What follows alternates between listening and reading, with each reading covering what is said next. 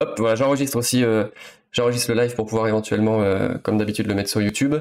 Et on va attaquer directement.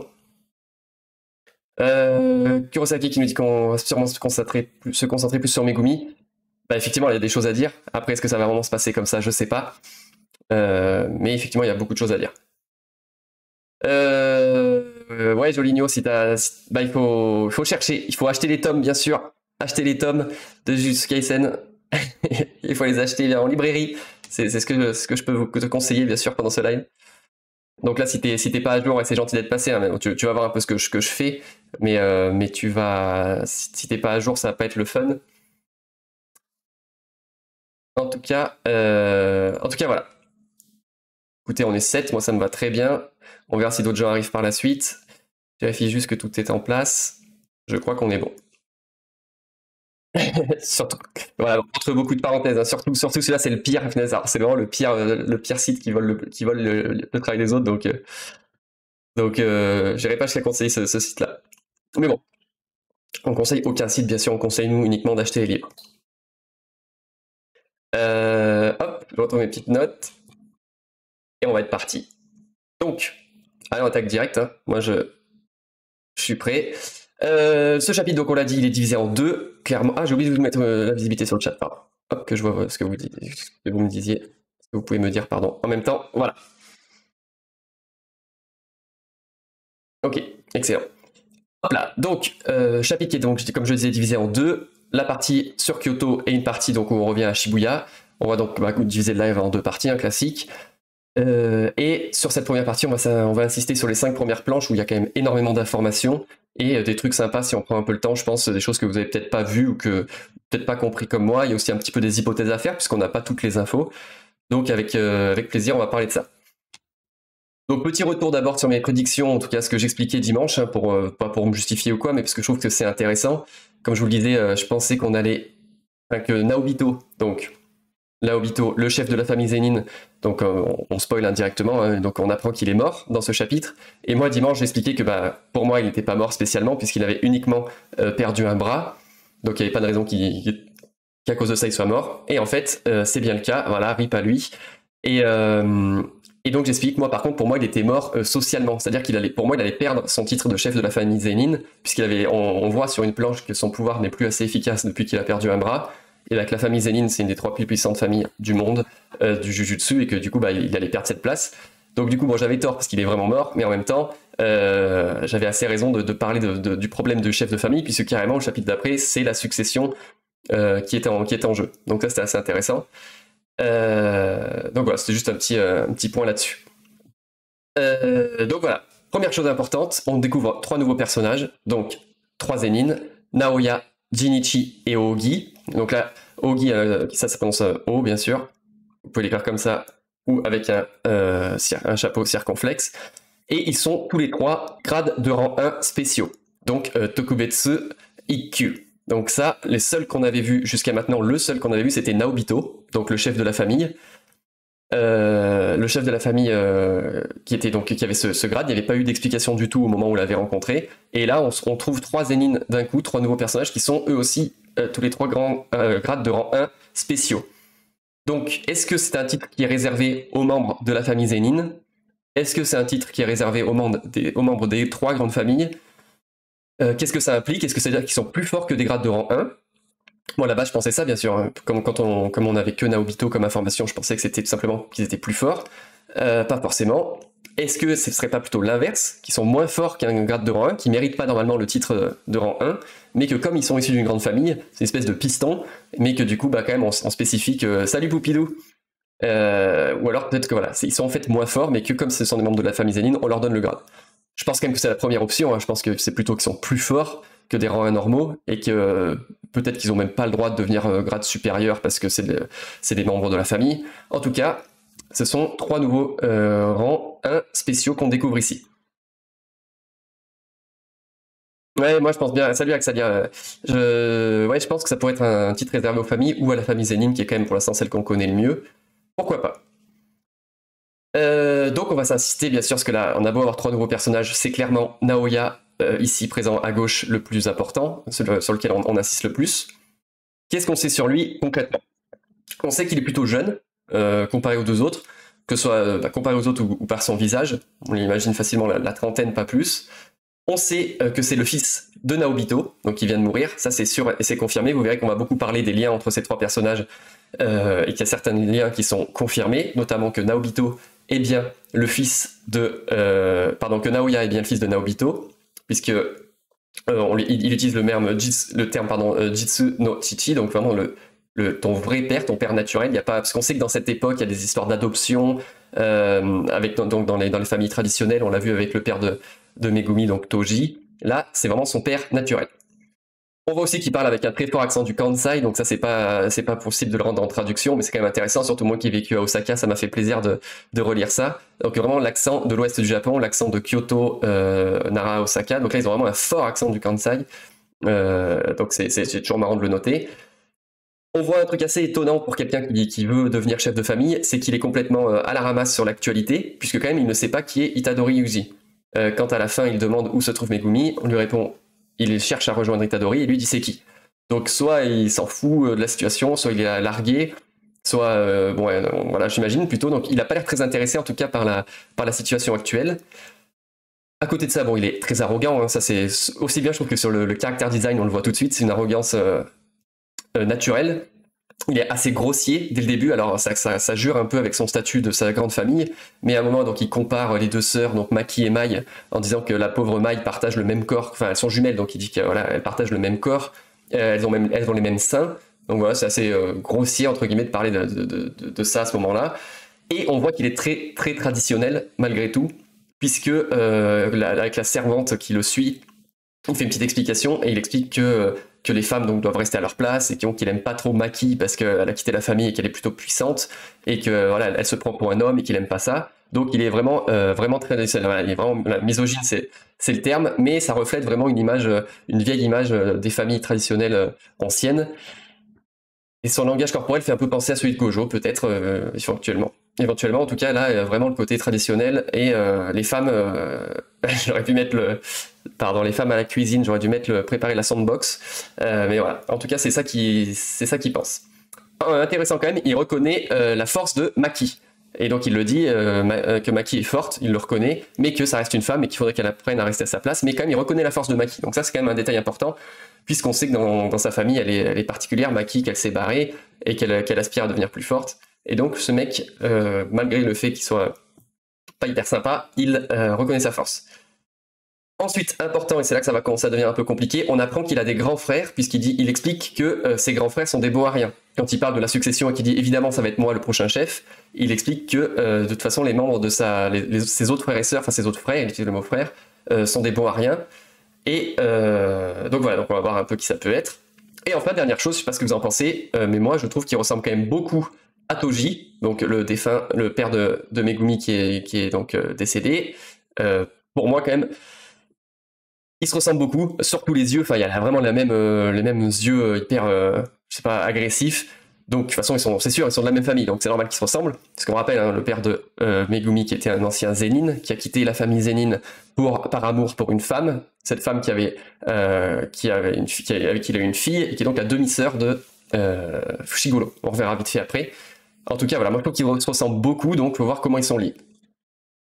Donc ça nous amène sur ce qu'on apprend, ce qu'on est sûr, c'est que donc Naobito est mort, ça c'est officiel. Et on sait que donc ici Naoya est bien le neveu de Ogi, celui-là. Puisque j'en ai encore parlé, j'en avais préparé, donc j'avais même discuté avec mes collègues japonaises au boulot, j'ai pris un peu de leur temps du boulot pour confirmer avec elles qu'il n'y avait pas de mésentente possible sur cette planche où Naoya s'adresse aux deux, et il découpe bien, il dit bien dans une première case, d'ailleurs je vous l'ai mis en dessous, il dit bien ici, dans une première case, mes frères sont des Bohariens. Alors, mon ou mes frères, hein, c'est difficile de savoir, mais pour moi, c'est peut-être mon frère est un Boharien. Ensuite, il s'adresse à toi, mon oncle. Toi, mon oncle, tu avais beau être le petit frère de Naobito, ça n'a pas fait non plus. J'en parle même pas pour sa fille. Et ensuite, il s'adresse à Jinichi, le troisième, en lui disant Jinichi-kun. Donc, kun, vous le savez, vous l'avez peut-être déjà entendu dans les autres mangas, c'est plutôt quelqu'un. On s'adresse pas à son oncle comme ça. Donc on va voir un petit peu les liens de tout ça, mais en tout cas ce qui est sûr, donc là c'est écrit noir sur blanc, c'est que Ogi, lui c'est bien l'oncle et donc l'oncle d'ici de Naoya, et donc le frère ici de Naobito. Ça, c'est des seules choses qu'on peut vraiment confirmer. Lui, donc Naobito est le père de Naoya, Ogi est l'oncle de Naoya, et donc ces deux-là, Naobito et Ogi, sont frères. Ça, c'est les seules choses qu'on peut confirmer pour l'instant. Je regarde le chat en même temps, effectivement, je vois des questions, mais de toute façon, j'y arrive tout de suite. Dans les choses qu'on apprend qui sont confirmées, également, on apprend donc que Maki, elle, est aux portes de la mort. Puisque même, on voit aussi que donc, Naoya en a un peu rien à faire de sa famille, puisqu'il confond... salut Maito89, pardon, j'avais pas vu. On apprend qu'il confond les deux, il croit que c'est Mai qui est aux portes de la mort, et l'autre, la servante, le corrige en lui disant non, non, c'est Maki. Donc Maki est aux portes de la mort, et on sait qu'elle était avec Naobito, puisque la dernière fois qu'on a des nouvelles de Maki et Naobito à Shibuya, c'est quand, après leur victoire, après qu'ils se fassent sauver plutôt par donc, Toji qui a été réanimé, et ils ont vaincu Dagon, et donc Naobito certes a perdu un bras, Maki a pris un peu des coups, mais elle n'est pas non plus aux portes de la mort à ce moment-là. Donc moi j'imagine facilement qu'ils ont été pris dans soit la météorite de Jogo, soit l'attaque dévastatrice là, de Sukuna, et qu'on pourrait imaginer, façon improbable pourtant il ne s'aimait pas, que Naobito se soit sacrifié pour protéger Maki de quelque chose. Parce que Maki et Naobito étaient ensemble au moment de leur mort, de la mort de Naobito, on est quasiment sûr. Et donc pourquoi est-ce que Maki s'en sort et pas Naobito? Bah moi j'aimerais bien voir une petite scène, j'attends de voir la scène où Naobito finalement, en plot twist, qui l'aimait pas, se sacrifie pour protéger le futur de sa famille, et donc ça serait grave cool à voir. En tout cas, Maki aux portes de la mort, bon là, je serais quand même surpris qu'elle y reste, on va pas se mentir, donc on attend de la revoir sur pied. Oui, l'autre chose que j'avais noté aussi, c'est que dans les planches, dans les premières planches, on voit que il y a deux bulles où voilà, Jogo l'a peut-être enflammé. Oui, oui, c'est vrai. Effectivement, pardon, j'ai oublié ce détail. On les voit après, oui, effectivement, après le combat contre Dagon, ils se prennent une attaque de Jogo. Effectivement, maintenant que tu le dis, j'ai le flash. Donc effectivement, ils ont bien reçu. Tout à fait. Voilà, on voit aussi que la femme qui accompagne Naoya dans les premières planches a l'air de pas, que ce soit par le regard qu'elle lui lance ou par l'absence de bulles, les bulles avec les trois petits points, je sais pas si elle est vraiment d'accord avec ce qu'il dit quand il balance sur les femmes, ou quand il dit qu'il connaît pas trop la situation, on dirait qu'elle le juge un petit peu. Tout ça pour dire que je me demande si lui il est vraiment aimé dans sa propre famille. Ça a l'air d'être un peu un tyran, et je sais pas si vraiment les gens l'aiment beaucoup dans sa famille. Je regarde un peu le chat, pardon. Donc oui, Amadior, t'avais raison. Effectivement, Maki s'est bien fait cramer par Jogo. Peut-être que Maki a résisté, tout simplement, oui, ou qu'elle avait... faut dire que Naobito, lui, avait déjà perdu un bras avant de se prendre l'attaque de Jogo, donc... Puis voilà, elle est forte aussi, Maki, donc elle a survécu. Donc voilà. Donc je reviens sur cette planche, où donc j'expliquais un petit peu qui est qui. Et la première chose à retenir, qui est une évidence, ça c'est confirmé aussi, pardon, j'ai oublié de le dire tout à l'heure, mais c'est bien confirmé, Ogi est le père des jumelles Mai et Maki. Ça c'est confirmé. On va revenir sur l'arbre généalogique. En tout cas, Ogi, on le voit ici, je l'avais retrouvé, je sais me rappeler de cette planche, mais impossible de retrouver, mais j'ai retrouvé, c'était au chapitre 42, pendant un petit flashback sur les sœurs, je crois que c'est pendant l'arc du tournoi, et on lui dit, tu as entendu cette histoire au sujet des filles d'Ogi, et donc on parle des jumelles, et donc 99% de chance que donc Ogi soit le père des jumelles, et l'autre petite possibilité, ça serait pas non plus 100% rare, ça serait que la petite rareté qu'il pourrait y avoir, c'est que vous savez, ça se faisait souvent à l'époque qu'un fils appelle son père, qu'un père appelle son fils pareil. En fait, moi, c'est la seule chose qui me gêne avec le fait que Ogi soit le père des jumelles, c'est qu'il fait vraiment vieux. Il fait vraiment vieux, Ogi, par rapport à l'âge des filles. Donc, on pourrait imaginer, au pire, si vraiment je me trompe, ça serait qu'il ait un fils lui-même qui s'appelle comme lui, et que du coup, ce serait pas étonnant qu'un père nomme son fils pareil que lui, et qu'ensuite il ait eu jumelles. Ça, c'est vraiment 0,1% de chance. Pour moi, vraiment, Ogi, ce personnage-là, est tout simplement le père de Mai et Maki. Ça, à retenir quand même, comme on l'avait vu au chapitre 42. Ici, donc, moi, vous verrez, je vais vous mettre... Oui, voilà, il manque une génération, on va voir. Je vous mets ensuite l'arbre généalogique que j'ai pu... d'abord que j'ai trouvé sur Internet, donc je vais pas le mettre longtemps parce que j'ai pas retrouvé la source, donc j'aime mieux plutôt vous proposer mes arbres à moi. Donc, en tout cas, c'est sûr que Naoya a au moins un frère, peut-être deux, que Ogi est son oncle, et que Jinichi-kun, pour moi, donc, Jinichi n'est pas son oncle. Est-ce que c'est son cousin? Est-ce que c'est son grand frère? Ça, on verra. En tout cas, vu la discussion, je pense pas que ce soit son oncle. Et l'autre chose importante, avant que je finisse ça et je regarde les questions, l'autre chose importante, c'est ici cette planche où Naoya explique à Jinichi, donc pour le provoquer, qui lui dit, en gros, donc il venait de dire à Ogi que il serait jamais le chef de famille, et il dit à Jinichi, et toi, t'as une sale tronche déjà, première chose, donc ça c'est gratuit, et deuxième chose, que ça aurait été mieux pour tout le monde si lui et Toji avaient changé de place. Concrètement, donc, ça aurait été mieux si t'étais mort à la place de Toji.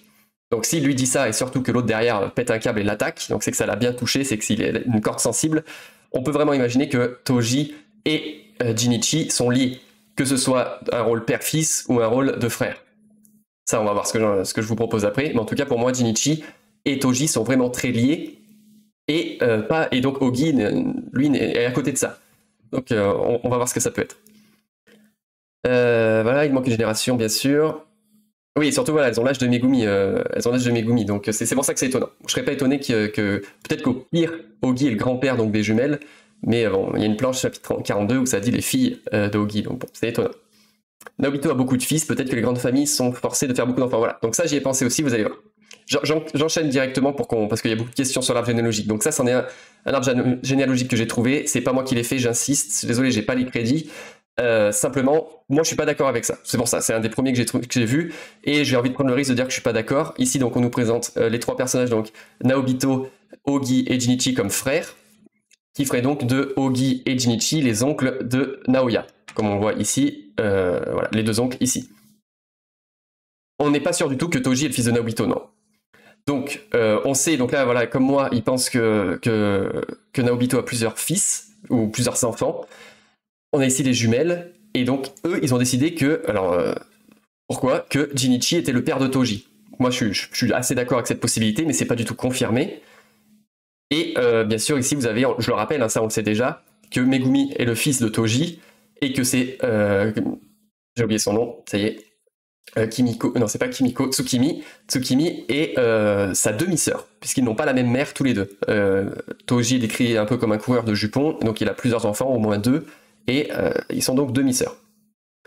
Ça, c'est les choses que je retrouvais souvent. Alors, je fais jamais trop de recherches, je fais mes recherches bien sûr, mais dans le manga, j'essaie d'éviter le plus possible, et à part cette planche, je l'ai pas fait, d'aller fouiller chez les autres reviewers un peu ce qu'ils en pensent. Mais là, quand même, comme c'était un peu important, j'ai voulu voir ce qui se faisait, et j'ai souvent trouvé cette proposition de les trois là sont frères, et donc sont les oncles de Naoya. Moi, je vous propose deux choses possibles, deux arbres qui pourraient être un peu plus osés, mais un peu plus possibles, voilà, que je trouvais ça intéressant. Ça serait que finalement, première possibilité, ça serait que Jinichi, donc là, Ogi est le frère de Naobito, ça y a pas de doute, et que Jinichi soit en fait le fils cadet, le fils aîné, pardon, de Naobito, donc ici, le premier fils, et que Naoya soit également son fils. Donc Jinichi et Naoya soient frères, et Toji pourrait tout à fait être un de leurs frères. Parce que en fait là je me base uniquement sur l'échange et sur le vocabulaire qu'ils utilisent. C'est-à-dire que pour moi Naoya s'adresse à Jinichi de façon à ce qu'on ne peut pas imaginer que ce soit son oncle, il y a trop d'irrespect entre guillemets, et en même temps on comprend que Jinichi est fortement lié à Toji, et en même temps Naoya quand il dit qu'il a des frères il utilise une expression assez particulière en japonais pour dire que ses frères sont des bons à rien, c'est pas que c'est des bons à rien, c'est qu'en gros c'est un peu l'idée que ses frères sont, c'est foutu quoi pour ses frères, donc on pourrait tout à fait imaginer que finalement la première raison, c'est que, il y en a un qui est mort, c'est Toji, et deux, il se fout un peu directement de la... Quand il dit mes frères sont des bons à rien devant Jinichi, c'est tout à fait possible, en japonais ça ne choque pas, que donc il l'inclut dedans. Donc voilà, il pourrait aussi y avoir d'autres frères, une fille même, à un moment où il parle d'une fille, on ne sait pas trop à qui elle peut être. Donc voilà, ce serait une première possibilité, où en fait donc, vu l'âge, voilà, vu comme Ogi a l'air vraiment très vieux, il pourrait plutôt être le seul frère finalement de Naobito, et ici, Jinichi, le frère aîné, et là les autres frères, on ne sait pas exactement dans quel âge, mais comme ils se ressemblent tellement, ces deux-là, ça serait pas impossible. Ça c'était ma première proposition. Dans tous les cas, ça fait, quoi qu'il en soit, Mai et Maki seront dans tous les cas les cousins de Naoya, ça s'est confirmé aussi, puisque elles sont les filles de Ogi, et lui le fils de Naobito, ça y a pas de doute. Donc voilà, ça c'est la première proposition, la plus, je dirais pas la moins probable, mais c'est vrai que, bon, si on se base sur le japonais, ça me choque pas que Jinichi soit le grand frère. L'autre proposition que je vous faisais, c'est un peu plus osé parce que ça implique qu'il manque beaucoup de personnages. Et là encore, ça serait, pour moi, c'est ce qui a le plus de sens. Ça serait donc comme ça, que il nous manque une information sur un éventuel troisième frère ou troisième sœur de Naobito et de Ogi, et que donc cette personne manquante serait le père de Jinichi, ce qui fait que Naoya et Jinichi sont en fait cousins. Et dans ce cas-là, ça justifie encore une fois la façon dont il s'adresse à lui, et ça justifie encore plus quand il parle de Jinichi-kun et de Toji-kun. Il leur parle vraiment il les met sur le même plan tous les deux. Donc, on sait que Jinichi et Toji sont proches, plus qu'avec n'importe qui des autres personnages ici présents. Et en même temps, voilà, pour moi, il y a un écart de génération. Donc, moi, c'est celle-là que j'ai envie de vous proposer, qui est la plus proche. Et ce qui fait que, donc, oui, c'est vrai que j'ai pas renoté la flèche, mais que Jinichi est donc l'oncle de Megumi. Effectivement. Donc voilà, moi, ça, j'aime bien. Est-ce que les autres enfants de Naobito, donc les frères et sœurs de Naoya, bon, on les connaît pas. Ouais, voilà, on est d'accord. Moi, je vous l'avais mis à la fin exactement parce que c'est celle aussi en laquelle je crois le plus. Ok, ouais, mais ça me fait plaisir, c'est cool. Ah, bah, merci, Blackou. C'est sympa d'être passé. Merci beaucoup, ouais, on essaye, j'évite de parler de ça ici, mais c'est gentil pour ton message, merci beaucoup, on sait jamais. Merci beaucoup pour le follow également, Blackou. C'est très gentil c'est que c'était du boulot, donc merci beaucoup. En tout cas, voilà. Donc voilà la situation que je vous propose. Et donc, il nous manque beaucoup de personnages à découvrir. Un éventuel père de Jinichi, pardon, je vais y arriver. Je sais pourquoi j'ai envie de l'appeler Zen, c'est qu'il me fait penser et je sais pas ce que vous en pensez, ce Jinichi, énormément à Zaraki Kenpachi de Bleach. Moi, j'ai tout de suite pensé à lui en le voyant, que ce soit par sa grosse balafre, sa coupe de cheveux ou son visage. Mais voilà, donc j'ai envie de l'appeler par un prénom qui commence par Z. Bah oui, Poupidou, ouais, j'imagine que je suis pas le seul. Pour moi, c'est donc pour ça que déjà je l'aime beaucoup, parce que j'adorais Kenpachi. Donc je trouve qu'il y a un lien. Voilà, je pense qu'on n'est pas les seuls. Donc voilà ce que je peux vous proposer pour l'arbre généalogique, et j'espère que, sauf si je me trompe, c'est pas grave, mais en tout cas, j'espère qu'on va en apprendre plus, c'est ça que je voulais dire, puisque nous, ce qui nous intéresse finalement dans tout ça, à part de voir des nouveaux personnages stylés avec d'éventuels sorts stylés également, c'est tout ce qu'ils vont faire pour Megumi. Parce qu'on sait donc du coup, on va y venir, que la situation va évoluer pour Megumi, et qu'il y en a peut-être certains qui vont plutôt essayer de le protéger, alors que d'autres, pas du tout. Donc, il faudrait voir un peu tout ce qui peut se mettre en place, sachant que Toji est mort. Est-ce que son oncle potentiel, donc Jinichi, va le protéger? Voilà, j'ai hâte un petit peu de voir tout ce qui va se passer. Voilà, pardon, je prends la suite. Voilà, on apprend la mort officielle de Naobito, ça c'est fait, et donc, si vous avez, voilà, on a fait pas mal de remarques, je pense qu'on peut attaquer la suite. Le fameux, l'espèce de huissier, notaire, arrive pour confirmer cette fois la mort officielle de Naobito, donc ça aurait été rapide. Je pensais pas, quand j'ai lu la première planche et que je voyais qu'il était aux portes de la mort, je pensais pas qu'il serait mort dans le même chapitre.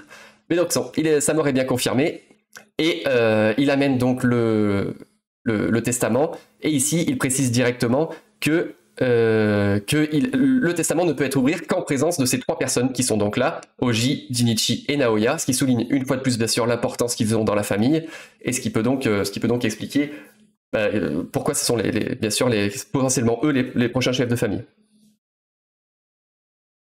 Ah oui, mais complètement. Ah pardon, j'ai pas été assez clair peut-être là-dessus, complètement Kurosaki. Hein. La réaction de Jinichi, pour moi, c'est une marque d'affection pour Toji, bien sûr. Il l'a mal pris, il lui dit « j'aurais préféré que tu sois mort ». Donc forcément il est pas content, mais deux, moi j'insiste, c'est parce que je pense il était proche de Toji, bien sûr. C'est pour ça que je pense que c'est son frère. Donc Naoya désigne comme 27e Naoya est désigné comme 27e chef du clan, j'ai mis fin de la famille Zenin, par le testament, à deux conditions. La première, c'est que soit Oji, donc son oncle, soit Jinichi, son cousin ou on sait pas trop encore, donne son accord. Donc on voit bien la réaction de Naoya que c'est pas gagné, mais que tout de suite on sait aussi qu'il va il peut toujours s'en sortir, et que la condition spéciale qui arrive donc par la suite ne soit pas remplie. Et malheureusement pour Naoya, la condition spéciale qui arrive juste après, elle est bien sûr remplie. Et c'est là tout le problème. Cette condition spéciale, c'est un accord secret, secret qui avait été établi entre Naobito et Toji. Alors on ne sait pas du tout quand ni comment. On imagine au moment de la vente de Fushiguro. Alors, on avait déjà passé pas mal de temps pendant le live là-dessus. Mais si on résume, et en plus j'ai pas de planche, donc je vais peut-être dire des bêtises et me mélanger les pinceaux, mais je reprends. Le père, donc Toji Fushiguro, était né Zenin, il a quitté la famille, parce que bon, c'est une famille un peu particulière aussi, et aussi il l'a quitté par amour, donc il a pris le nom de Fushiguro, le nom de la femme qu'il a rejoint, et quitté la famille. Mais comme il a eu un fils, et que lui a du sang de Zenin, bah son fils est également un Zenin. Il sent, lui, au moment où il a son fils, alors on ne sait pas si c'est parce que lui est déjà très fort, on a déjà vu, hein, il a sa restriction divine, il est déjà lui très particulier, donc il est sûr que son fils va être fort également, et il propose de le vendre à la famille Zenin. Il vend son fils, il dit « je suis sûr que mon fils va avoir des pouvoirs, je suis sûr qu'il va être trop fort, et d'ailleurs s'il est trop fort, je vous le vendrai plus cher ».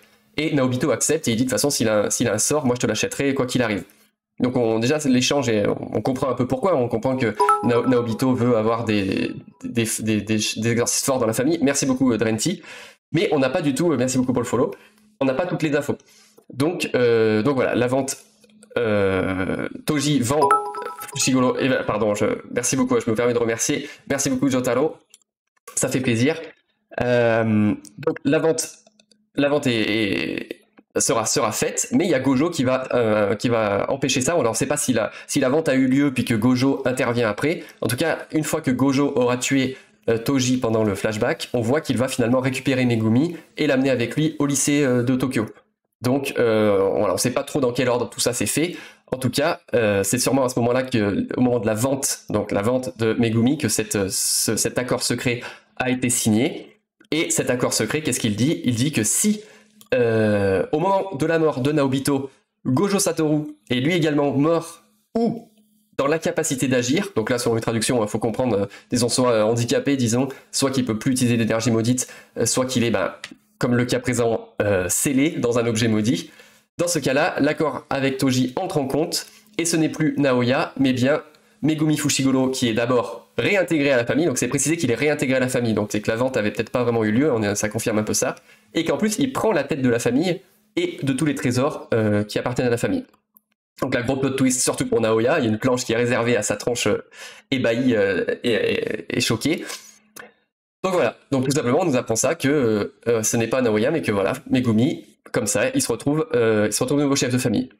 Et là, la question qu'on peut se poser, c'est pourquoi est-ce que Naobito a pu accepter un traité pareil?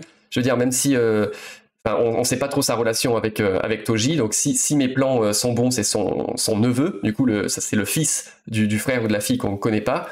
Est-ce qu'ils étaient très proches? Quand même, on a l'impression que dans les flashbacks, ils n'étaient pas non plus hyper potes, c'était un peu tendu, hein. Je rappelle que Toji s'est enfui. Donc, soit il voulait absolument récupérer Megumi, qui donc a un sort incroyable, hein. Ah oui, on a encore dit dimanche, mais en 2 secondes, j'ai enlevé, pardon, j'avais préparé une planche, je l'ai enlevé, dommage. Parce qu'on est revenu dimanche sur le pourquoi est-ce que Megumi est autant voulu, pardon, je cherche un peu, si je l'avais mis là. Voilà, pourquoi est-ce que Megumi est aussi fort? On l'avait vu dimanche, hein, mais je le remets vite fait ici. La première chose, c'est que, on l'apprend au cours d'un dialogue, c'est que Gojo lui explique que il y a très longtemps, son ancêtre, qui maîtrisait comme lui le sort du vide infini et du 6e œil, n'avait qu'un seul rival possible, c'était une personne qui maîtrisait la voix des 10 ombres, donc le sort que Megumi a actuellement. Donc, tout simplement, Sukuna aussi a de l'intérêt pour ça, on en reviendra. En tout cas, c'est pour ça qu'il est trop fort, son sort, on le comprend bien à ce moment-là, mais le sort de Megumi est incroyablement fort. Donc est-ce que c'est uniquement pour cette raison que Naobito voulait de Megumi et que donc ça ne le dérange pas de le mettre à la tête de la famille, puisqu'il a du sang de Zenin, il a un sort trop fort, donc c'est un choix sûr pour sa famille. Ça, c'est la première possibilité. Je regarde, pardon, le chat. Oui, voilà, il faut aussi voir ce que Gojo a fait, effectivement. Voilà, c'est ça. Axalia, de toute façon, le sort de la voix des 10 ombres, pour moi, il n'y a qu'une seule personne vivante qui peut l'avoir en même temps. Donc peut-être que c'est uniquement pour ça, hein, donc c'est Megumi qui l'a eu, donc Naobito, lui ça l'arrange de l'avoir. Deuxième possibilité, il a obtenu quelque chose en même temps, en échange, pardon. Donc en fait, Toji a demandé à ce que ces conditions soient mises en place, et en échange, il a fait quelque chose pour Naobito. Bon, ça j'y crois pas spécialement, on sait quand même que Toji était très fort, qu'il pouvait faire beaucoup de choses. Peut-être que Naobito a dit ok, Toji a demandé à Naobito de faire de son fils le chef de famille, et qu'en échange, il ferait ce qu'il voulait. Bon, je vois pas l'intérêt pour Toji à ce moment-là de faire ça, donc j'y crois pas plus que ça, mais bon, il faut voir l'hypothèse qui est une autre chose qu'on n'imagine pas du tout qui entre en compte. Troisième possibilité, rien à voir, mais on peut imaginer qu'au moment de la vente de son fils, ou au moment d'une négociation, Toji lui dise ça, lui dise bah voilà, ok, d'accord, on fait ça, mais par contre, si jamais quand tu meurs, Gojo est également mort, on met cette condition, et Naoya aurait accepté en disant ok, pas de souci, de toute façon, il n'y a aucune chance que je meure avant Gojo Satoru, que Gojo Satoru meure ou devient handicapé dans l'incapacité avant moi. C'est impossible, puisqu'on rappelle qu'il est surpuissant, que c'est le plus fort du monde, et donc que Naobito ait accepté en mode ok, de toute façon ça y arrivera jamais, et donc finalement ça arrive. Donc ça serait pas étonnant non plus. Et la quatrième possibilité, c'est en fait que tout ça, on se fait complètement brain, et que moi je serais pas étonné que 1, l'attaque de Shibuya, 2, l'emprisonnement de Gojo, et 3, ici la mise en place de Megumi, en tout cas l'espèce de putsch au sommet de la famille Zenin, soit en fait tout un espèce de réaction domino, mais volontaire depuis le début, orchestrée par des éventuels anciens du monde du Jujutsu qui eux visent quelque chose de beaucoup plus loin, quelque chose qu'on maîtrise pas du tout. Donc ça, c'est la grosse hypothèse où le manga durerait plusieurs centaines de chapitres encore, et où en fait on est complètement dépassé par les événements, on essaie de faire des hypothèses, mais en fait il y avait quelque chose de beaucoup plus gros qui est en cours. Alors on sait pas, hein, on sait pas de Renty si les autres membres de la famille ne savent pas. Ouais, à moins que j'ai raté un passage important, mais je suis pas sûr que ce soit acté que les autres le sachent pas. Peut-être que ça a été un peu gardé secret, effectivement. En tout cas, peut-être. En tout cas, nous, ce qui nous importe, c'est que je pense que Naobito doit le savoir. Lui. Je pense que Naobito, peut-être que les autres le savent pas, mais Naobito, il a dû être au courant. Donc voilà, ça serait tordu, effectivement, je suis d'accord, cette quatrième option. Donc, en tout cas, pourquoi est-ce qu'il a accepté cela? Ça, on le saura, à mon avis, pas tout de suite. À mon avis, on va le savoir soit tout de suite en mode flashback sur le prochain chapitre, soit on le saura pas avant plusieurs centaines de chapitres. À mon avis, là, on est dans une petite parenthèse et on n'en saura pas tout de suite plus. Voilà, donc j'ai fait le rappel ici. Et donc, qu'est-ce qui se passe? La réaction de Naoya lorsqu'il apprend ça, c'est qu'il va aller... pardon, frustrant, oui, frustrant, effectivement, on verra bien. Naoya, lui, donc je l'ai dit déjà un peu tout à l'heure, il semble pas du tout apprécié par Oji et Jinichi, et la servante qui était derrière lui avait pas l'air non plus de le porter dans son cœur. Est-ce que c'est juste par ses propos? Est-ce que c'est son arrogance naturelle? Ou est-ce qu'il est juste détesté par tout le monde, et comme il est fort, ou comme c'était le fils de Naobito, les gens le respectaient un minimum? En tout cas, il a bien compris que là, Oji et Jinichi allaient pas aller à l'encontre du testament, qu'ils allaient accepter ça, comme il l'aime pas lui, et qu'ils allaient préférer mettre Megumi sur le trône, entre guillemets, de chef de famille. Donc il a bien compris qu'il allait devoir s'occuper des choses lui-même, et donc son plan est assez simple. Il demande à sa servante, ou à la femme qui est derrière lui, où se trouve Megumi. On lui dit que Megumi est en train de chercher Itadori, c'est d'ailleurs là qu'il dit « mais c'est qui ce mec ?» Et comme Itadori est condamné à mort, ça tombe bien, il va pouvoir aller à la recherche de Megumi, prétendre qu'il est là pour tuer Itadori, et en fait, bien sûr, tuer Megumi, soit en même temps, soit en fait, juste trouver Megumi, tuer Megumi, et après, Itadori, il a l'air de pas être très concerné par ça. Et donc, on se retrouve dans une situation très sympa pour nos potes, avec s'ils arrivent à se retrouver, Itadori et Megumi, qui seraient poursuivis respectivement, l'un par Naoya, un chaman de rang 1 supérieur, potentiel chef de la famille Zenin, et l'autre par un grade de rang S supérieur, Okotsu Yuta. Donc j'imagine mal un 2 contre 2, puisque j'imagine mal Yuta affronter Megumi, parce qu'ils sont quand même proches. J'imagine mal le 2 contre 2. Mais on pourrait imaginer un double 1 contre 1 dans des chapitres qui vont venir. Megumi contre Naoya et Itadori contre Yuta. Ça promet directement. Mais à mon avis, encore une fois, c'est pas pour tout de suite. Je vous ai mis une petite pause ici. Bon, vous avez déjà un peu posé vos questions pendant le direct, mais c'est des petites remarques. Je regarde un peu le chat. Ouais, voilà, moi je pense que là, Megumi, Naoya va mourir s'il touche à Megumi, soit Sukuna va le tuer direct. En 2 contre 2, c'est sûr que Sukuna intervient, mais en 1 contre 1, moi je pense que Megumi, quand même, dans l'arc de Shibuya, il a complètement évolué, il a tenu on a vu qu'il avait pu un peu maîtriser le repère des ombres, là, son expansion de territoire, donc Donc à mon avis, il va pas être prenable aussi facilement maintenant Megumi, qu'il a compris un peu que son pouvoir était très fort. Voilà, non seulement il est plus fort, mais surtout il a compris qu'il était fort, donc je pense qu'il va se permettre beaucoup de choses. On rappelle quand même qu'ils ont battu Itadori et Yuji, Itadori et Megumi à eux deux, le chaman, l'exorciste noir, là, le mec un petit peu musclé qui pouvait changer la puissance des attaques adverses, et ils s'en sont venus à bout tout seuls, donc je pense quand même qu'ils, ça y est, hein, ils pèsent tous les deux. Donc voilà pour tout ce qui était en tout cas ce premier passage cette première partie du chapitre sur le côté de Kyoto. Et on peut passer directement, donc l'autre qui a quand même des choses à dire, mais c'est quand même moins profond, sur la deuxième partie, avec donc Yuki, Itadori et Choso, puisque on retrouve donc, alors il y a des petits doutes, j'ai vu, pour moi il n'y a pas de doute sur la planche, on voit donc Yuki Tsukuno qui parle, on voit pas à qui elle parle, elle explique donc ce qu'elle a fait, et la planche suivante, on voit Itadori tout seul dans un escalier. Pour moi, c'est clair, c'est Itadori qui est en train, sur la planche suivante, qui est en train de se rappeler de ce que lui a dit Yuki avant de partir de Shibuya. Donc pour moi, j'ai vu des gens qui se demandaient à qui pouvait bien parler Yuki. Pour moi, il n'y a pas de débat. Yuki s'adresse à Itadori, et puis en fait, au moment où ils se sont séparés, et la planche d'après, ça se passe quelques moments plus tard, où donc elle s'est en allée.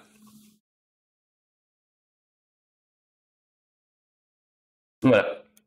Ouais, non, pour moi c'est ça, il n'y a pas de débat, je pense pas qu'il... Ouais, voilà, Xalia, j'ai vu... Alors peut-être que je me trompe et qu'en fait, non, plot twist, elle parle à quelqu'un, mais pour moi c'est juste une petite mise en scène de narration, et bien sûr qu'elle parle en fait à Itadori. Donc elle explique qu'elle n'a pas attaqué le faux Geto. Rappelle, on a arrêté le chapitre, le gros combat, on avait Geto donc qui balance tous ses monstres, qui part avec Gojo, c'est la catastrophe. Yuki qui est quand même, je précise, une des seules chamans de rang S présentes, enfin existantes. Je crois qu'il y a Gojo, il y a Yuta et elle, hein. Je ne crois pas qu'il y en ait un quatrième, ou alors j'en oublie un comme ça. Et elle n'agit pas, elle laisse faire. Donc elle explique qu'elle voulait analyser la situation, qu'elle a attendu avant d'agir, ok. Mais aussi, et ça on avait déjà dit dimanche, qu'elle n'était pas forcément de votre côté. Donc elle dit de votre côté à la personne qu'elle parle, moi je pense qu'elle parle à Itadori, et donc quand elle dit qu'elle n'est pas de votre côté, c'est-à-dire qu'elle n'est pas du côté des 100% gentils, en tout cas du côté du lycée de Tokyo, qui pour nous sont les gentils. Donc pour moi, elle parle bien à lui, et donc elle n'est pas toute blanche. Et ça, on l'avait dit, je vous remets ici ma super planche, attention les yeux, ma super planche de dimanche, où j'avais présenté ici tous les personnages importants, mais presque quasiment tous les personnages au moment du combat de l'arc de Shibuya. Si ça vous intéresse et que vous avez raté le live, je précise, petite parenthèse, que j'ai upload ce matin les vidéos sur ma chaîne YouTube. Je les ai divisées en deux parce qu'elle était vraiment longue, donc vous avez une vidéo introduction jusqu'à l'arc de Shibuya, et une vidéo tout entier sur l'arc de Shibuya, et les problèmes un peu compliqués de l'arc. Et voilà, petite parenthèse fermée. Et sur cette planche, je m'étais permis déjà dimanche de dire, écoutez, moi je vois bien Yuki très proche des copains de Suguru, puisque notamment la première chose qui m'a mis la puce à l'oreille, pardon, c'est qu'elle, en plein combat, elle explique, on la voit penser, et elle dit je dois gagner du temps pour attendre que l'effet du sort de Lalu, non, elle dit je dois gagner du temps pour que Lalu puisse agir. Alors, je finis cette explication et je reviens sur le chat, je vois des choses intéressantes. Et donc, pourquoi est-ce que d'un coup elle dit pourquoi est-ce que je dois gagner du temps pour Lalu, alors que Lalu, on l'avait vu qu'une ou deux fois et on l'avait vu comme un compagnon du groupe de Geto Suguru. Donc, je pense qu'ils sont vraiment liés, qu'ils communiquent entre eux. Et on le sait, elle le dit elle-même, Yuki, qu'elle n'est pas du tout. Elle fait un peu ce qu'elle veut, elle cherche. Son but ultime, c'est de supprimer l'énergie maudite. Alors, on l'a revu aussi, je reviens rapidement. Deux choses. Elle avait discuté avec Geto Suguru pendant le flashback, on l'avait vu. Elle disait qu'elle cherchait un moyen de détruire les esprits maudits, soit en supprimant purement et simplement l'énergie maudite de la surface de la Terre, soit en apprenant à tous les êtres humains à manipuler l'énergie maudite, et donc à pouvoir soit combattre les esprits maudits et les fléaux, soit tout simplement à ne pas en créer, puisqu'on rappelle que les fléaux naissent à la base des humains. Et là-dessus, Geto avait répondu que lui, est-ce que ça serait pas plus simple de tuer tous les non-exorcistes directement? Et on se rappelle aussi qu'elle lui avait répondu, effectivement, c'est possible. Donc voilà, on sait qu'elle aurait pu très bien, après la mort de Geto, garder contact avec lui et ses copains, et partager une certaine vision du monde. Donc pour moi, quand elle dit qu'elle n'est pas 100% de votre côté, c'est parce qu'elle a aussi d'autres plans, et je serais pas étonné qu'on la revoie plus tard aux côtés de Lalu. Nanako et Mimiko normalement sont mortes, mais au moins aux côtés de la loup et des deux personnes ici qui sont pas nommées. Voilà. Et voilà. Et donc la seule chose qui sont confirmées, pardon, avant de finir, je regarde le chat. Elle est grade S, elle va être vraiment forte, c'est sûr. On sait pas comment, surtout elle est grade S, mais je rappelle aussi que c'était la maîtresse, enfin la maîtresse, pardon, ça va être mal interprété, c'était le maître, du coup, qui a enseigné à Todo comment se battre. Donc Todo, quand on voit sa puissance, on imagine facilement que... alors, son maître, en tout cas, on sait, voilà, ils ont le même gimmick, la même phrase, c'est quoi ton type de femme, c'est quoi ton type d'homme. Donc on imagine qu'ils ont passé beaucoup de temps ensemble, on voit un petit flashback où c'est elle qui l'a recueilli. Donc on a un moment aussi où Todo utilise le territoire simplifié et il explique que c'est Yuki Tsukuno qui lui a appris. Donc pour moi, elle est très très forte, il n'y a pas de débat là-dessus, elle est dans le... Voilà, voilà, les 4 chamans de rang S c'était Yuki, Geto, Yuta et Gojo. Geto est, bon, toujours un chaman de rang S, mais aujourd'hui c'est autre chose. Donc voilà, elle fait partie des 4 potentiellement plus forts du monde. De ceux qu'on connaît en tout cas.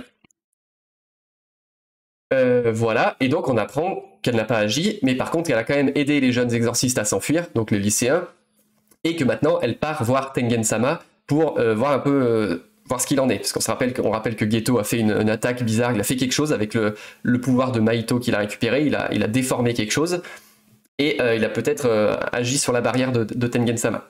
Donc elle va aller voir tout ça, et là je vais pas me lancer dans les hypothèses, que déjà ça prendrait des jours et ça sert à rien, à mon avis on va en apprendre très vite sur ce qui s'est passé, mais je pense que tout simplement Geto a brisé ou baissé grandement le pouvoir des barrières de Tengen, qui fait que tout simplement les exorcistes, les esprits maudits et les fléaux vont pouvoir agir plus facilement.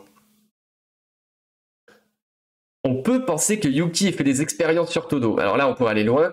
Là, ça rejoindrait, je ne vais pas en parler ici, mais ma théorie la plus tirée par les cheveux, où Itadori, Todo et Todo font partie des 9 embryons maudits et donc seraient liés avec Choso et tout. Alors ça, c'était vraiment le plus long. En tout cas, on pourra toujours en parler. Mais je note, Rekaro, ta remarque.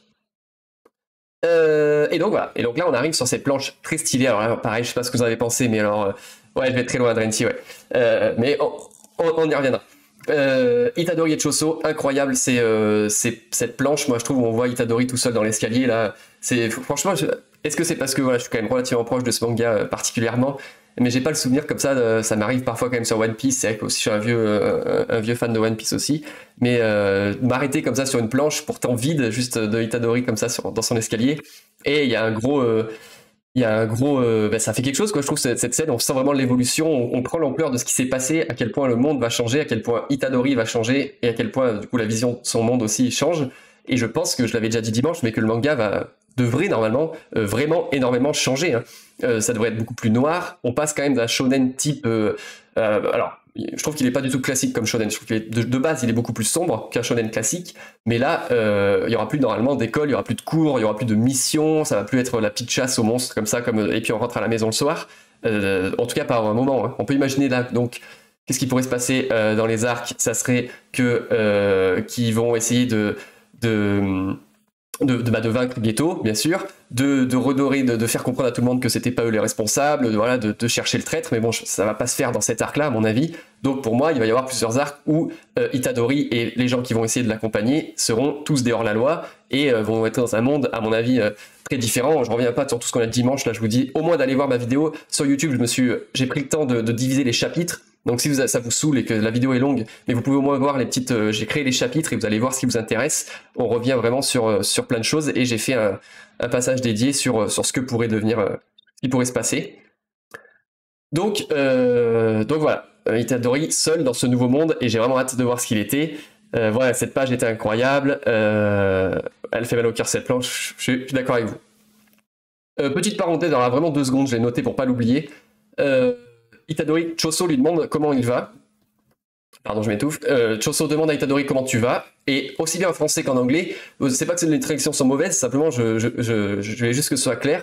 C'est que pour moi, il dit vraiment, disons, à part là où je me suis pris les éclairs noirs, ça va. C'est-à-dire, ou disons, à part les éclairs noirs que je me suis pris, ça va pas si mal. Et c'est un truc tout bête, ce que je trouve sur la version anglaise surtout c'était pas très clair, mais c'est pour une fois, ça insiste un peu sur la puissance et l'efficacité des éclairs noirs, qui jusqu'à aujourd'hui, on nous présente ça comme un truc super fort, hyper rare, qu'un chaman peut faire 3 fois dans sa vie, bon, ok, Itadori lui il y arrive, c'est son truc quoi, il y arrive à le faire souvent, donc c'est très bien. Mais on voit qu'on son combat contre Maito, il s'en envoie 3 chacun. Todo, il en prend aussi. Enfin, voilà. Bon, je me suis dit, ok, il nous présente un truc super fort. Finalement, les effets sont pas vraiment au rendez-vous. Et là, quand même, Itadori précise que malgré que le pouvoir de Sukuna en lui ait grandi, qu'il vaille bien, tout ce qu'il a pris dans la tronche pendant cet arc, c'est uniquement là où il a pris les éclairs noirs que la douleur reste. Donc je trouve ça c'est intéressant quand même à préciser. Donc je l'ai dit, il annonce également que le pouvoir de Sukuna en lui grandit et il le sent. En même temps, c'est normal, pendant qu'il était inconscient, on lui a fait bouffer, je crois, alors, par les 2 filles, copines de Suguru, et je crois que Jogo lui en fait bouffer aussi plusieurs, 5, je crois 5, hein, donc il faudra vérifier, c'est que je voulais faire le compte, mais j'ai oublié. Bref, son pouvoir a forcément grandi, et donc c'est normal que son pouvoir augmente. Il en a 15, voilà, il en a 15 maintenant, ça je sais, mais je sais pas, donc il a dû en bouffer au moins 5 récemment. Donc sa vie va changer, on l'a dit, il peut plus rentrer au lycée, donc il est condamné à mort. Je pense que là il le sait pas, hein, bien sûr. Il sait pas encore qu'il est condamné à mort, ni que les autres le sont, mais en tout cas il a très bien conscience qu'il a fait un massacre, via Sukuna, et qu'il peut pas se présenter comme ça, coucou c'est moi, il sait très bien ce qui se passe. Donc il sait qu'il peut plus rentrer au lycée. Il sait aussi que tous ses éventuels amis proche, enfin, puis c'est son tempérament, je veux dire, ça reste un héros de shonen, en plus, dans le caractère, dans le développement du personnage, c'est quelqu'un qui se soucie beaucoup des autres, et il sait qu'il va pas demander à ses potes lycéens de l'aider, parce que ça les mettrait en danger eux aussi, donc il sait qu'il est tout seul. Ah, Jogo lui en a fait manger 10 à lui tout seul, je pensais que c'était moi. Donc voilà. Et enfin, la troisième chose, c'est qu'il ne veut plus se rapprocher de Megumi. En tout cas, alors, j'ai peut-être surinterprété un peu, mais il explique pour moi qu'il a enfin compris, et ça fait plaisir d'avoir un personnage principal d'un manga qui est pas débile et qui comprend un peu ce qui se passe autour de lui, c'est qu'il a compris que Sukuna avait un plan pour Megumi. Donc, je le rappellerai vite fait sur la planche, on en a parlé tout à l'heure. Il a compris que quelque chose se tramait dans la tête de Sukuna et qu'il avait des projets pour Megumi, et donc il veut disons, s'éloigner, il veut pas laisser la chance de Sukuna de réaliser son projet. Et donc la seule personne qui apparemment qu'on a appris au début, puisque on sait que Megumi se dirige vers lui, il veut pas vraiment son aide, il veut pas le mettre en danger. Donc voilà, ça c'est les 3 choses qui changent. Et incroyable, ça me ramène à une prédiction, enfin en tout cas une logique tout simplement quand j'avais fait l'état des lieux dimanche, où je disais que en réfléchissant bien, vu ce qui s'est passé, la seule personne sur qui Itadori va pouvoir compter, en tout cas pour l'instant, autant improbable que ce soit, ça sera Choso. Alors là, je m'attendais pas pour autant à ce que dès le chapitre suivant, ils se retrouvent tous les deux, mais je m'étais dit c'était la logique. Gojo n'est plus là, Nanami n'est plus là, les membres du lycée ne vont pas pouvoir l'aider parce que il est quand même condamné à mort, ils peuvent pas non plus trop se mouiller pour le défendre. En plus, dans le lycée, on a vu des mecs comme Kusakabe qui ont dit clairement qu'ils voulaient ça, qu'ils préféraient qu'il soit mort. Du coup, il y a plus Gojo, donc tous les chamans en gros vont être contre lui. Et ses potes, alors éventuellement Megumi et Nobara pouvaient peut-être l'aider, mais à part ça, je voyais que Choso qui lui aussi a tout perdu et qui en plus est toujours sous l'effet des pouvoirs inexistants, donc sous l'effet il croit que Itadori est son frère. Bien sûr, on va y revenir. Donc ça, je suis content de ne pas m'être trompé. Itadori peut compter sur Choso. Donc les 2 parenthèses avant de finir sur ce point-là, sur ce point important, et de toute façon après le live sera bientôt terminé, c'est que je rappelle que donc Megumi, on l'a dit tout à l'heure, il a un pouvoir super puissant, ça je reviens pas, je l'ai déjà dit, mais donc c'est bien pour ça que Sukuna s'intéresse à lui. Est-ce que c'est parce qu'il veut le rallier vers lui? Est-ce qu'il veut lui voler son pouvoir une fois un certain stade atteint? C'est Kusakabe, pardon, Drenti. Kusakabe, c'est lui, hop là, juste là, c'est le mec qu'on n'a pas trop vu les pouvoirs, et c'est le responsable des 2e années au lycée de Tokyo. Celui qu'on voit beaucoup avec son épée, mais on sait pas encore trop ce qu'il fait. Et donc on sait pas ce qu'il veut faire exactement, mais on sait qu'il veut Megumi parce qu'il a un pouvoir trop fort, qui est donc la voix des 10 ombres. Est-ce qu'il le veut uniquement pour Makora, donc le 10e, sûrement la 10e invocation qu'il a invoquée donc pendant à Shibuya et que donc Sukuna a affronté? Est-ce qu'il y a d'autres invocations qui sont encore plus fortes? Je rappelle, on avait compté un peu ensemble, hein. Il y a les chiens de jade, on considère que c'en est qu'un seul, parce que voilà, ma logique c'est que en japonais, je sais plus l'appellation exacte, mais il y a bien le chiffre 10, donc la voix des 10 ombres, donc on imagine qu'il y a 10 invocations. On a les chiens de jade qui pour moi comptent que pour 1, on avait le serpent, les lapins, le sort de diversion, Bancho, l'éléphant, donc le serpent, l'éléphant, le loup, et Noué, voilà, on en a vu 5. Et donc Makura, qui serait donc pour moi le plus fort, que personne n'a jamais réussi à avoir. Itadori Yujiga. Julie. Et Sakabe. Attendez, pardon, ma collègue qui pose des petites questions en japonais, mais elle ne lit pas le manga, donc c'est compliqué. Oui, les lapins aussi. Et donc on imagine qu'il y a au moins, grand minimum, 3 invocations qu'on n'a pas vues. Et donc peut-être qu'aussi c'est pour ça qu'il les veut. Qui veut, pardon, Megumi. Mais on sait toujours pas ce qu'il veut faire concrètement, on sait juste qu'il veut Megumi, et c'est donc lié à son sort. Et la deuxième parenthèse, donc c'est, je reviens là-dessus, ceux qui n'étaient pas là dimanche ou qui n'ont pas encore vu la vidéo, on avait un peu vu ensemble cette histoire des souvenirs inexistants. Donc ça c'est le truc le plus important. Ah, pardon, je regarde la théorie. Ah oui, il y avait les grenouilles, Kurosaki. Merci, effectivement, c'est pour ça qu'il n'y en a que 3. Il y a une théorie US très intéressante. Ah, ok. Ok, je vois, Yorin Katsu. Ok, alors j'ai pas vu, comme je vous disais, j'évite de regarder les autres théories. D'accord. Effectivement, de toute façon, c'est hyper intéressant dans les appellations de ces invocations. Je me rappelle, j'avais fait beaucoup de recherches sur les noms. Par exemple, Bancho, c'est kanji, enfin, j'ai rien trouvé quand j'ai fait mes recherches là-dessus. C'est vraiment l'éléphant citerne. Ok, l'ancien, ok, en plus, donc carrément. Bah écoutez, à vérifier, à voir. Alors, c'est intéressant de voir cette histoire de théorie sur d'éventuels symboles religieux qui pourraient être rassemblés. Je me permettrai de jeter un œil là-dessus, ça peut être cool. Donc là, on revient juste rapidement sur ce qui est arrivé et à Todo et à Choso. C'est à chaque fois qu'ils étaient sur le point de vaincre Itadori, que ce soit pour juste le mettre KO entre guillemets avec Todo ou pour le tuer carrément avec Choso, ils sont tous les deux assaillis, et donc là je vous ai mis les planches japonaises, de Sonzai Shinai Kyoku, qui sont donc des souvenirs inexistants, littéralement, il n'y a pas de doute sur la traduction. Donc on voit bien même ici, c'est précisé pour Choso, qui ont afflué directement dans son cerveau. Et pour Todo, on le voit ici, il s'invente un souvenir de meilleur pote de Yuji à l'école. Et pour Choso, on voit ici où il s'imagine, enfin, ses souvenirs qu'il attaque, donc qui lui disent que Itadori est en fait un de ses frères. Donc ça, c'est Choso est toujours actuellement, enfin Todo aussi d'ailleurs, hein, tous les deux sont encore dans cette situation où ils pensent ça tous les deux. Et bah, la grosse question, c'est d'où est-ce que ça vient? Julie qui ne comprend pas, même Sanzai Shinai Kyoku te aru yatsuno noryoku dai. Et donc voilà, c'est un Julie qui dit que même en japonais Sanzai Shinai Kyoku, c'est difficile à comprendre, mais il n'y a pas de souci, quand on a lu le manga, on comprend quand même ce qui se passe. Je pense que Itadori est une restriction innée. Oui, on va voir ça, je finis juste ça. Et donc ils sont attaqués tous les deux par ça, et on se demande d'où est-ce que ça peut venir. Première possibilité, ça vient de Sukuna, puisque c'est tous les pouvoirs de Itadori viennent pour l'instant de Sukuna, soit ça vient d'Itadori, et moi je pense plutôt que ça vient d'Itadori. J'ai envie de croire que Itadori a un passé, un pouvoir de super fort caché en lui, on sait rien sur ses parents, on sait que son grand-père il voulait lui dire quelque chose sur ses parents au début, donc voilà, on imagine quand même facilement que les parents d'Itadori ont un pouvoir, et donc Itadori peut en avoir aussi, et j'ai envie de croire que ce soit quelque chose comme ça. Et là j'avais poussé un peu loin avec cette planche où Sukuna tue Jogo, vient à bout de lui. Quand il lui dit sois fier, tu es fort. Je trouve que les traits ici de Sukuna nous font plus penser à Itadori que à Sukuna tout court. Comme si Itadori avait un peu repris le dessus à ce moment-là. Et du coup, Jogo se met à pleurer, comme Todo et comme Choso, quand le pouvoir de Itadori bizarre là s'active.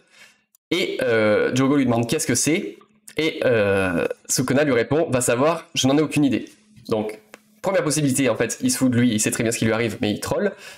Soit il sait vraiment pas ce qui lui arrive, et ça voudrait dire que c'est bien un pouvoir d'Itadori qui s'active. Et ce pouvoir qui serait, on sait pas exactement, mais qui produit quelque chose dans le cerveau de l'adversaire et qui le permet de le rallier à sa cause. C'est un pouvoir plutôt fort. Oui, Axalia, on est d'accord, hein, c'est quasiment sûr que c'est le pouvoir de Yuji. Ça peut difficilement être quelqu'un. On pourrait imaginer un gros plot twist que c'est quelqu'un qui protège Yuji de l'extérieur, quelqu'un qui serait soit un fantôme, ça je ne sais pas, qui active quelque chose pour le protéger à la dernière minute. Pourquoi pas? Moi je pense que c'est Yuji, je pense pas que ce soit Sukuna. Donc voilà. En plus, avec Todo, juste après, Yuji avait dit un truc par rapport à la situation. Voilà, donc il y a beaucoup de choses à dire, mais voilà, on n'en sait toujours pas plus. Hein, je veux pas non plus passer des heures à faire des suppositions, mais j'ai envie de croire que c'est un pouvoir de Yuji qui s'active quand il est en danger.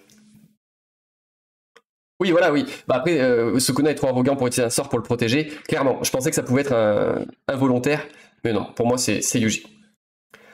Et puis voilà. Donc le chapitre s'arrête à ce moment-là. Choso, lui, donc demande à Itadori comment il va. Il lui dit de t'inquiète pas pour moi, il lui dit.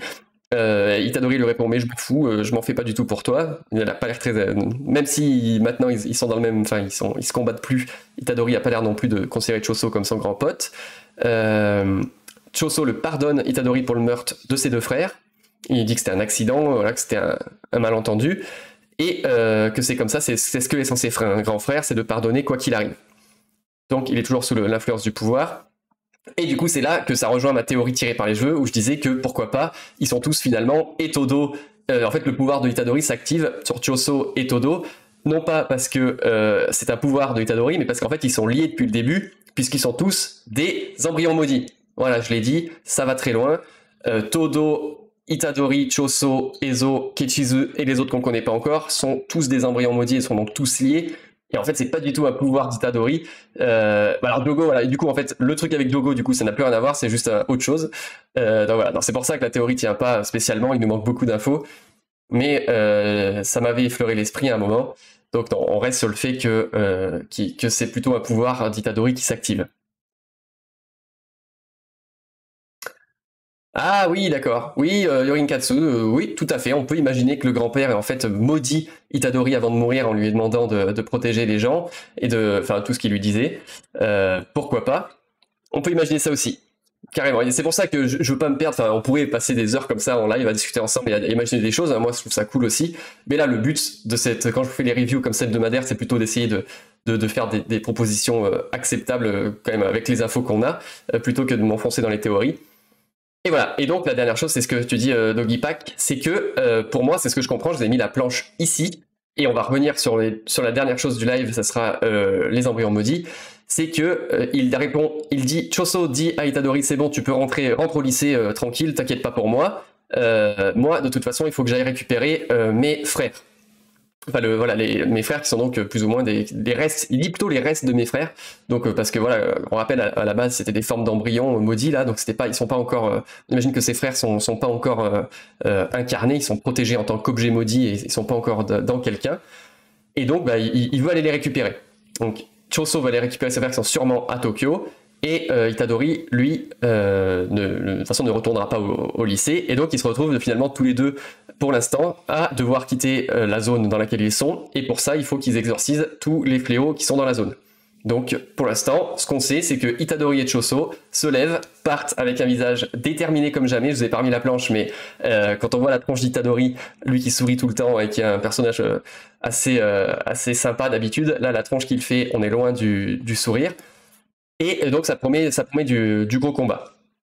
Dernière chose, du coup, et c'est donc un petit peu le petit point hors série, mais le petit point hors du chapitre. Et là, cette fois, je vais pouvoir vous le mettre. J'ai pas réussi à vous le mettre dimanche, mais normalement, si je fais ça, yes, vous le voyez. C'est ce que je vous disais dimanche. Est-ce qu'ils vont se séparer? Je sais pas. Moi, je pense qu'ils vont rester ensemble. Choso et Itadori à un bon moment. Ils vont rester ensemble. Choso, il n'a pas de raison de quitter Itadori, puisque son existence même à Choso, c'est ses frères. Sa raison de vie, c'est ses frères. Et il considère Itadori comme son frère. Donc, pour moi, il va rester avec lui jusqu'à sa mort ou jusqu'à ce qu'il y ait une raison de se séparer. Et donc, accrochez-vous encore 5 minutes. C'est là, donc c'est une page en full japonais, bien sûr, je vous demande pas de lire ça. C'est que pendant mes recherches, il y a déjà un certain temps, j'avais découvert que les noms des 3 frères embryons maudits, et même le terme embryon maudit tout seul, en fait, ça existait, ça venait quelque part il y avait des sources, c'est pas l'auteur qui a tout inventé. Et en fait, ça vient d'une très vieille... Et j'ai remarqué, donc quand j'en ai parlé dans mes lives et sur Twitter, j'ai vu des gens qui m'ont retweeté en me disant que j'étais pas le seul à avoir fait ce lien. Et il y avait des gens aussi, genre je sais pas de quel pays ils venaient, mais en tout cas c'était en anglais. Donc je me permets d'en parler ici parce que du coup je suis pas le seul fou à avoir vu ça. Que c'était un très vieil ouvrage japonais qui date d'il y a plusieurs centaines d'années, où était décrit dans cet ouvrage en 9 étapes les 9 stades de décomposition d'un corps humain qui a été jeté à l'extérieur, dans le sens qu'il n'a pas été enterré ou brûlé. Donc voilà, voilà, c'est quelque chose qu'on faisait apparemment à l'époque, des ouvrages comme ça sympa. Ouvrages illustrés, bien sûr, vous avez les petites images sur les côtés. Donc voilà, quels sont les 9 stades de décomposition d'un corps humain laissé à l'abandon. Et, chose très étonnante, les 9 stades sont décrits, et les 3 premiers stades sont Choso, Eso et Kechizu, qui sont donc le nom des 3 frères embryons maudits que l'on a croisés. Jusqu'à maintenant. Donc c'est à ce moment-là que je m'en étais rendu compte. Donc je me dis, ah bah cool, il s'est inspiré de ça, peut-être qu'on en verra d'autres, qui sont 9 de toute façon, donc on sait qu'ils ont d'autres frères, donc on verra peut-être les autres.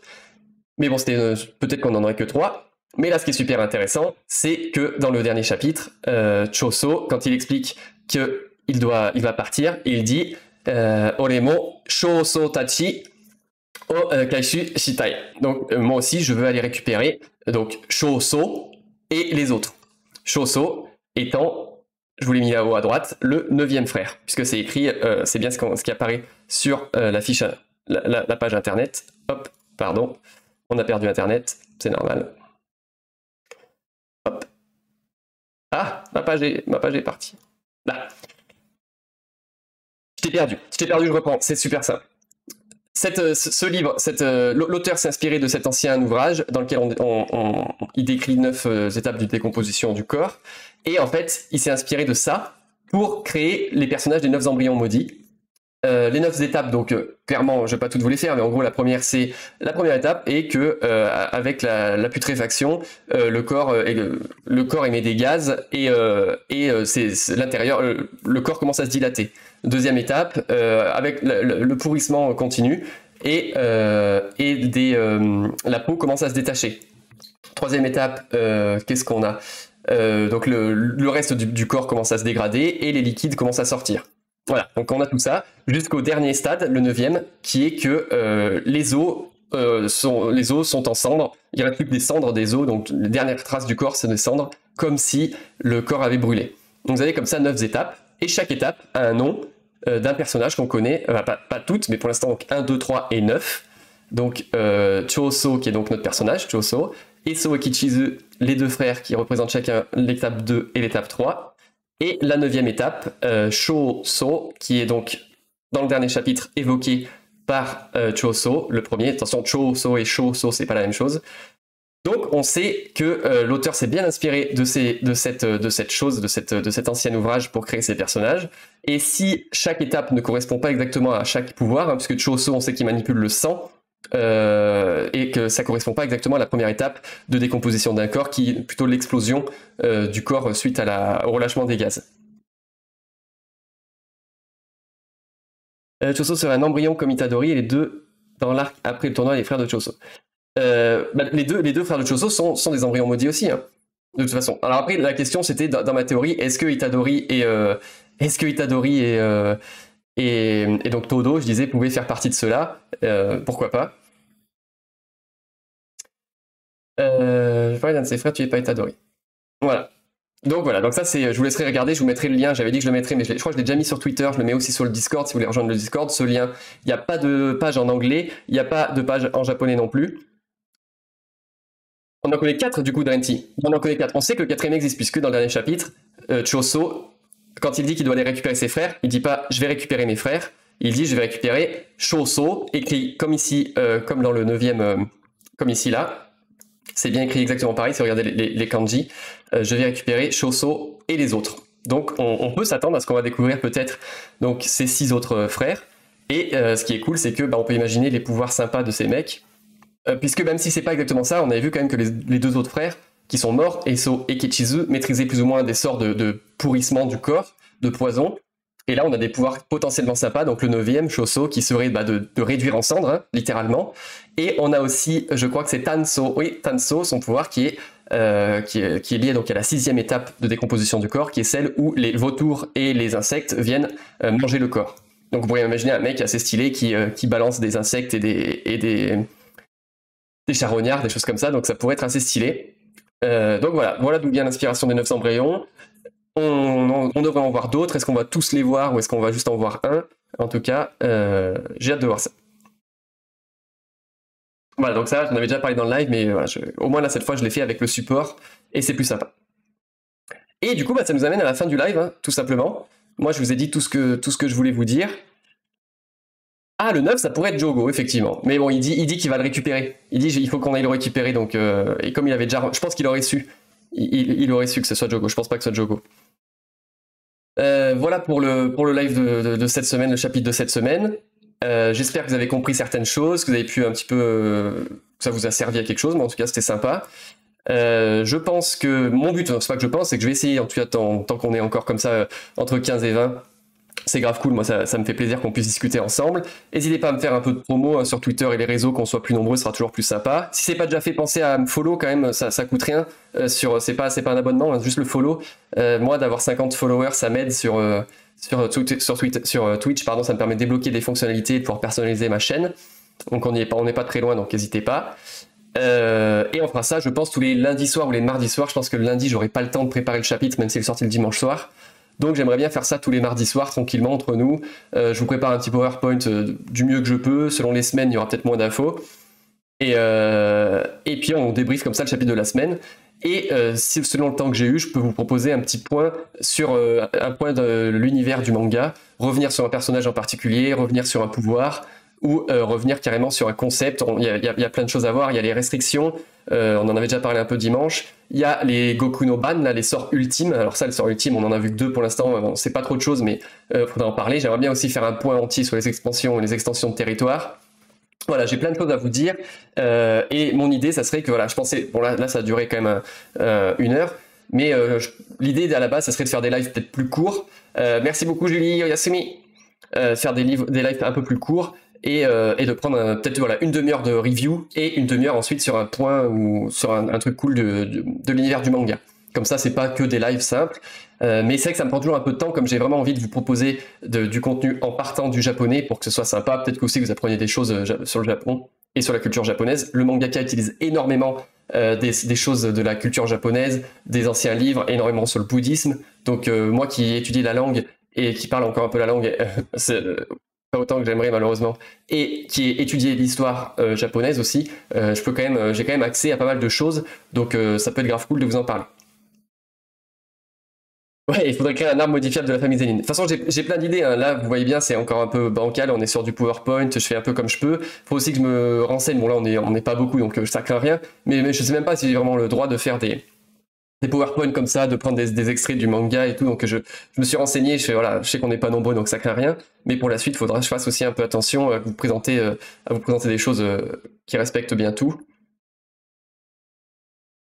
Alors oui, voilà, l'idée aussi, bien sûr, Yorinkatsu, pourquoi pas faire d'autres lives, genre un avant le prochain scan et un après. Ça, c'est clairement possible, et c'est ce que je pensais faire, pour tout te dire, que je pensais pas faire un seul live, mais je me rends vite compte, en fait, que moi, je bosse déjà la semaine, et que finalement, ça prend du temps, on s'en rend peut-être pas compte, mais surtout qu'après, j'essaie de mettre la vidéo sur YouTube. Pour l'instant, en tout cas, je débute, donc que ce soit le mini-montage que je fais après pour enlever certains trucs pas très intéressants, l'export de la vidéo, la publication sur YouTube, maintenir un peu à minimum les réseaux, je veux dire, au moins qu'on soit, vous voyez, si on est 20 aujourd'hui, c'est parce que j'ai fait un peu de pub, ça prend un temps fou, en fait, j'ai découvert, donc peut-être qu'en m'habituant, après, je serai plus efficace, mais pour l'instant, je suis pas garanti de pouvoir proposer 2 lives par semaine assez qualitatifs sur Jujutsu Kaisen, en tout cas.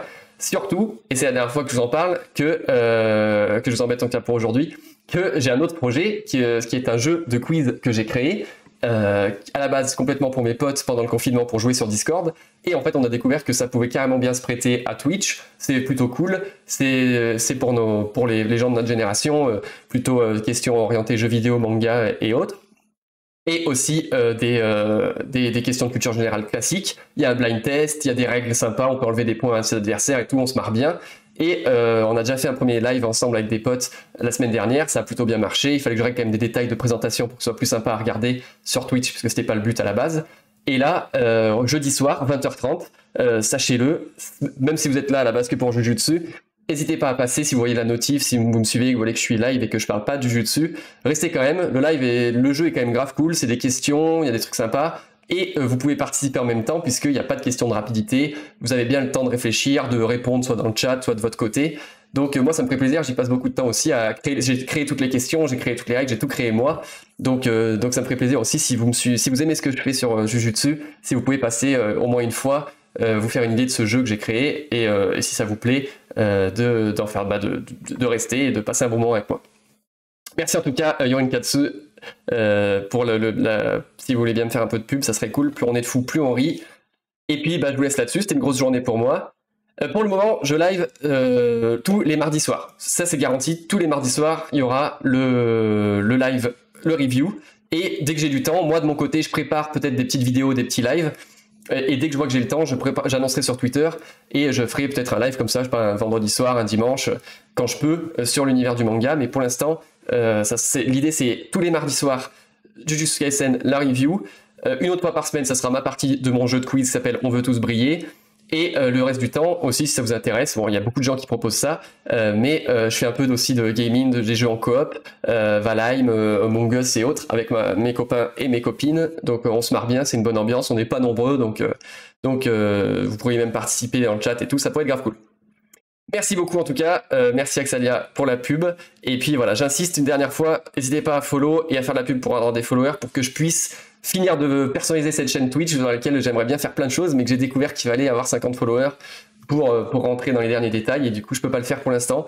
Donc voilà, merci beaucoup pour votre temps, très bonne soirée, bon courage, bonnes vacances à ceux qui sont en vacances toujours, et je vous dis, et Julie à demain, matane, Julie, matashita. Très bonne soirée à tous. Ciao, merci Jolino d'être resté, à plus, salut à tous.